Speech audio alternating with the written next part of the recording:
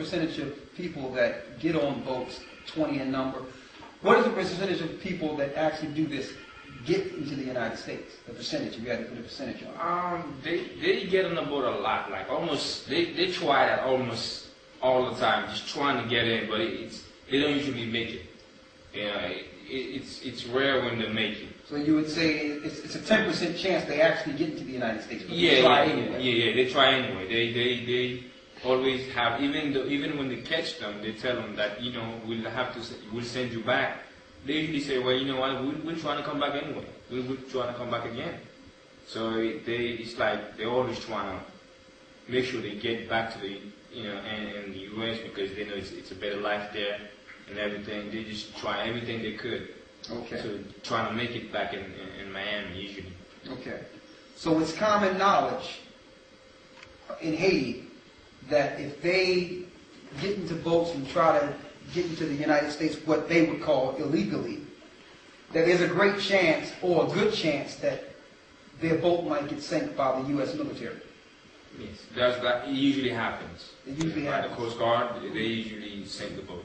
Everybody knows it now. It's not like, I mean, mostly everybody I'm talking about by Haitians and in Miami, they usually know that, you know, the Coast Guard just sank the boat because, you know, for no reason the boat just sank. And you know, it's not like the wave is crazy or anything like that. They just sank the boat. You know. And it's amazing that this is not publicized. You would think that the international media would plead for this, would actually, you know, publicize the fact that they're killing people that are just trying for a better life.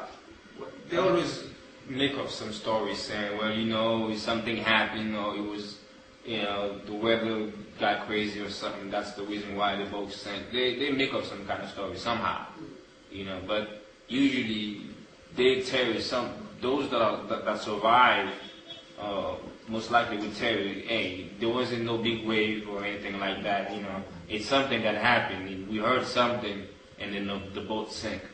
Okay. So you most likely hear that. Okay. Now, I want to go back a little in history here. The French War against the Haitians. I don't think a lot of people know the depth of that war. This is one of the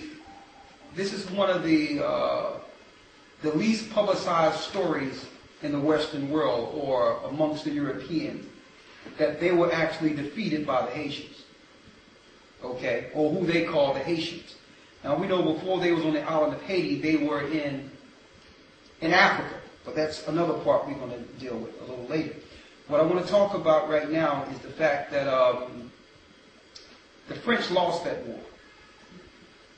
And I think that they have, I mean, give me your opinion because it's your homeland, you know about Haiti. Why do you think the French, with all their military might and European backing, why do you think they lost that war? Well, usually, like, most Haitians, like, during that time, before that fight, you know, they sacrifices, they did a lot of sacrifices before that fight. So they were not just fighting with just weapons, and they didn't even have that much weapon. The only guns they had was from the French soldiers. So most likely they were just fighting off, you know, things that they know, like worshiping spirits and all that stuff, you know, like voodoo stuff that they know. They fought with all that stuff, not just with weaponry, but just, you know, voodoo and all that stuff. It wasn't just fighting with guns or, you know, combat, hand-to-hand combat. There was a lot of voodoo involved in that fight. So most likely that's why the French lost that war. Because they were like, I think they were the superpower at that time. Mm-hmm. So there was no way they could have just lose that war if it wasn't for the Haitians worshiping spirits at that time, like, you know, calling them, you know, doing a lot of sacrifices and calling them a lot of, you know, different spirits. That's what helps them with that war. And they was actually dealing with spiritual intervention. Yes. Okay. It was spiritual intervention in this war, is what you're saying. Yes.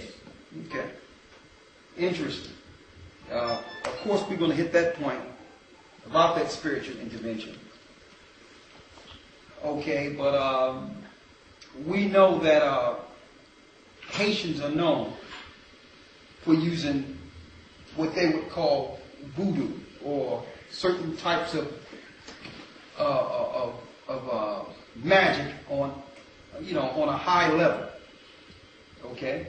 Now, of course, you know now, but I don't think brothers and sisters back home know why or how the Haitians became so fluent in this type of in these practices.